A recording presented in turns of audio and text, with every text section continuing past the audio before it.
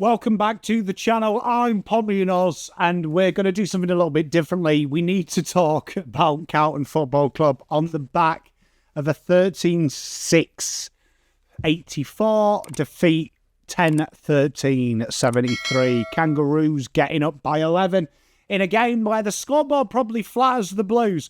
So let's run that intro and get straight into it.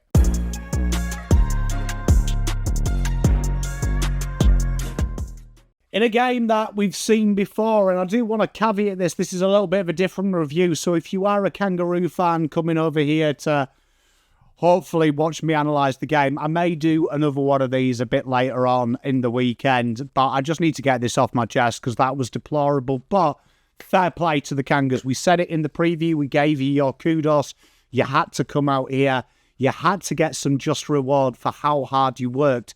And honestly, 11 points probably shows where North Melbourne are. I think you should have put that game away. I think the Blues were very fortunate that you guys put the cue in the rack in the last 10 minutes. And the Blues' selfishness and arrogance to try and save face probably brought that scoreboard in a lot deeper than it should be. Let's get into this game, though. This was fascinating. From the opening bounce, really seeing Matt Pitternet take the first bounce over TDK. And outside of the first quarter, the Blues were outmatched and outgunned. Again, winning an inside 50 count. Again, being in the 30% for conversion. All the same situations exist, particularly the forward half pressure differential between North Melbourne and the Blues. And I think what hurts about watching Carlton at the minute is, have you ever had that mate who is in a real toxic relationship with another girl, and the girl hates him and he hates her, and they're kind of just together out of obligation almost to each other, and the writing's on the wall, but they do that fake facade with each other when they're in a public event. They are all smiles and stuff, but he speaks to you, his missus speaks to your missus, so you actually know what's really going on. It's almost like that. It's like one big fugazi at the minute. And it genuinely worries me because the players, when they came out this week, there is no doubt in my mind that they weren't up for the task. They didn't believe in what they were doing. There was definitely an element watching the boys that there was almost a forlorn kind of resignation in what they were doing. They were playing against each other. The leaders were making critical mistakes. And it was really abject. And I was off Voss very early. I think we talked about potentially sacking him in the final series. And then obviously round one, I was well off him. I look at this and I've tried to do my best as a content creator because I feel like I have an obligation to not be part of the problem. And I said that we've got to go to battle with these guys. But quite simply, these boys didn't go out to battle. So I've got to ask myself the question, what drives them? What drives them? And you know what? It's mediocrity, isn't it? It's from top to bottom. It is really mediocre. It's really safe. We know Voss's game plan's not going to work. And I'm pretty sure the powers that be know it's not going to work. It is archaic, it's too high maintenance, it isn't progressive enough, and it's come undone against a team that was really fighting. And it's come unstuck a few times this year from just fight, from just want. And it genuinely worries me that this club has so much history that the way you honour the history is make a better future. It feels like it's just organisation enough. Seeing that picture of Charlie Curnow pre-game, he's everything that's wrong with the club, deliberately taking a video of him riding to work, knowing that he's got a suspected calf issue. It's Rudolf Hess levels of propaganda. It's almost as if to say, we're right. Look, we told you he was okay. And then I watched Charlie Curnow play, and honestly, I love Charlie. I'm a Charlie fanboy, but his form over the last 5 weeks particular has been nothing short of barbaric. And if you're trying to tell me he's fully fit, Jesus, we've got some big problems. And that leads me on to Voss. It's almost like the showcase. There's footage, and obviously we don't know if he's screaming at the other players, but it is obvious he's picking on bins. But that's the other problem. It's the low-hanging fruit this club picks on. Even a fan base, it's low-hanging fruit. And I don't know where to from here with the Blues, because it's nowhere near the levels. When you see the players play, it's nowhere near the levels. When you look at their application, it's nowhere near the levels.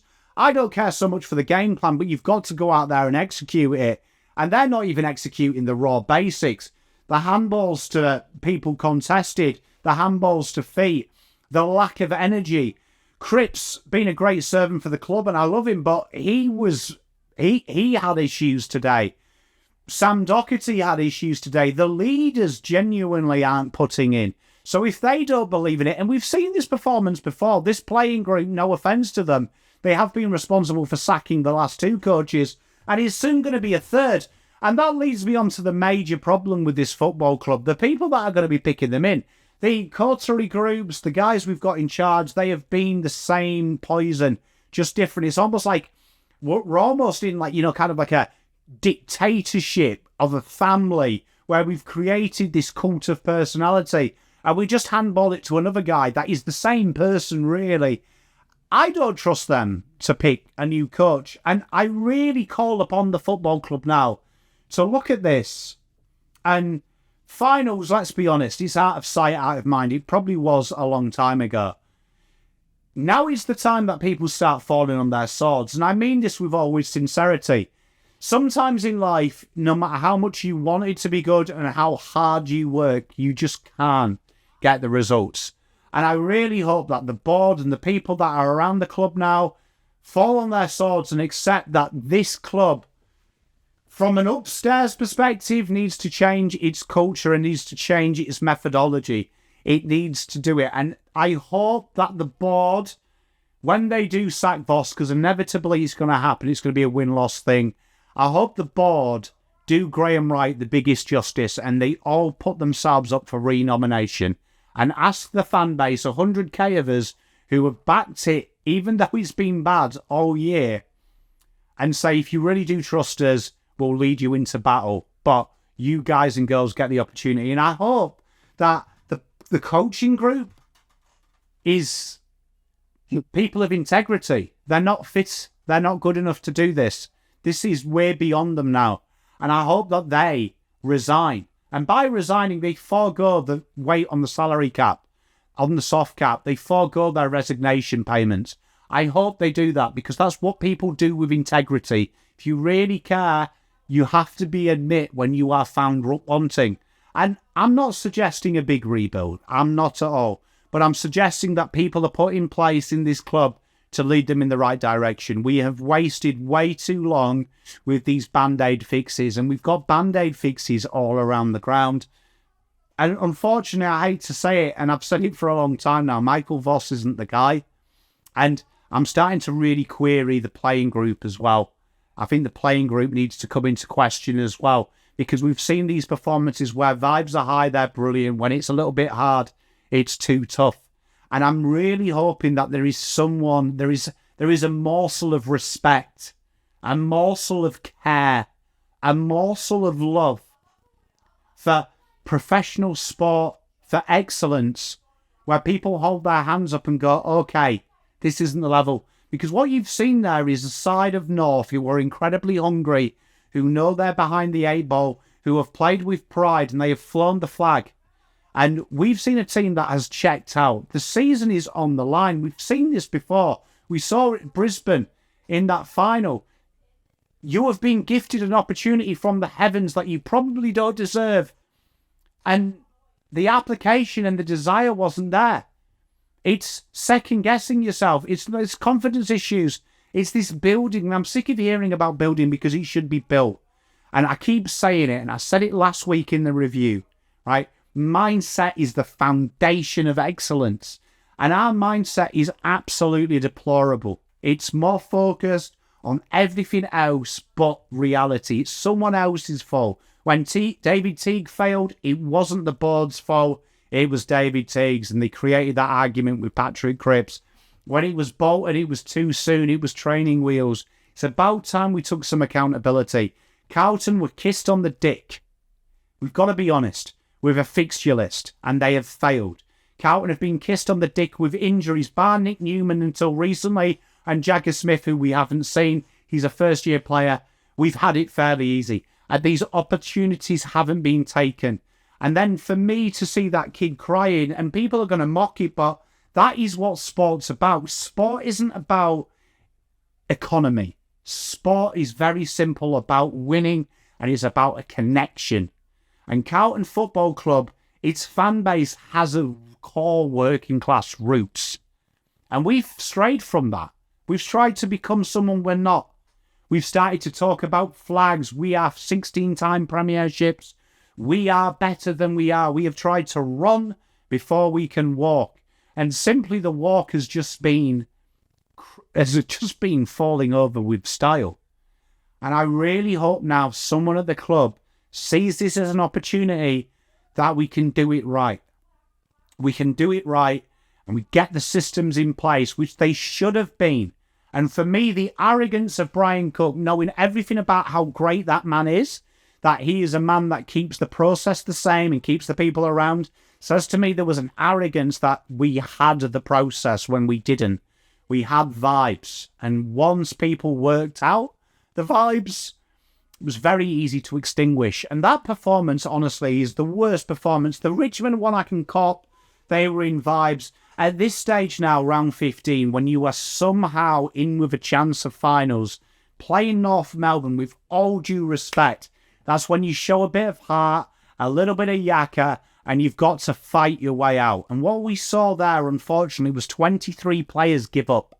We saw a coach panic and blame a under 10 gamer publicly. And the reason that he's done that is because he knew Carlton Football Club are very clever. The Charlie Curnow thing isn't by design. The image of Voss berating Binzi and deliberately overemphasising Binzi twice in the spray, isn't it? He's play acting at the end in the press conference. This is all a carefully orchestrated plan. Because where was that angst round one? Where was that angst in the finals? Where was that angst in the first year? Where was that angst in the second year with the back end that they had? This has been a constant pattern with Carlton. And the facts are that execution have killed us all year. And all we hear from Voss is stick to the plan is working, it'll turn. And unfortunately, things don't turn unless you do something about it. And you know what? This C monogram means a lot to me. You see that there? Look, I'll pan it to you there. Look, number 39. That C monogram means everything to me. That C monogram is my father-in-law. That's you guys. That's the wonderful opportunity I have to make content and chat to you guys. And that's what sport's about. That's the DNA that Carlton has forgotten. That it's connection.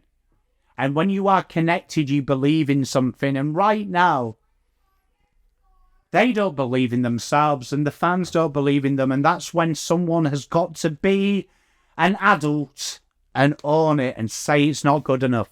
It's not good enough. There is an incredible opportunity, regardless of what people say this year, with the draft. There is an incredible opportunity to make some fixes and do this right before it's too late. Because if Carlton continue down this same path of not owning it, of distraction, of deflecting what's going on off field and on field, we are going to be mediocre, not for 30 years, but maybe another generation. Another generation. And it's okay. Sometimes it's very, very heroic to put your hands up and say, you aren't it. But honestly, Carlton Football Club, if you are listening to me, if you work for the club, if you are on the board, do the right thing and ask the members, are you the people to lead us into battle next year? Because I am telling you, honestly, you've had your attempt. It's time we have a new direction. We have a wonderful opportunity with a football genius, an idol of mine in list management in Graham Wright. We have a phenomenal opportunity. Let's not waste this. And let's grab it with two hands, because it has failed. It has failed, and that's okay. But no more of this history. We need to start creating our own future and a better present. And at the minute, we are bastardizing the great names that you don't deserve to live in their shadow or even stand on the shoulder of these giants, because we are being very mediocre and we are at the moment a meme. And that's okay. I can cop that. I can't cop as just holding hands and dancing into it, because at the minute this isn't good. And I've tried to stay positive, chat. I love you all. I've tried to do the right thing and say we've just got to get behind them and ride it out. But right now, the ship has broken. You know what, chat? I hope you enjoyed me ramble, and I hope it gave you some solace. But right now, we've got 3 major fixes. We have to change the culture of this club, and the culture of this club at the minute is using the past to light the darkness of today, knowing that tomorrow is incredibly dark, and eventually that light will go out. And in my opinion, it has gone out, and it's time that we stopped being a PR football club and a business and started going back to the core roots of what made us great. And like our rivals now are getting ahead of us, it's our time to drag them in. And the way we do that is we admit we are mediocre. And that's okay. It's the first sign fixing anything is admitting you're an issue. And we are a big, big issue. And let's start fighting to get back where we are. But in summary, I am hoping that we see coaches resign in the next 7 days and the board announce a plan for a re-election at the end of the year to give Graham Wright the cleanest of clean slates that he's ever had. And let's make this football club great again, together. And let's have some pride. Because right now, what we're seeing on field is not pride. It's just obligation. And you can't do anything with obligation. I love you all. Thank you very much. Please like and subscribe. Looking forward to spending some time with you, probably an hour after this video is recorded. Peace, love and light. Pom out.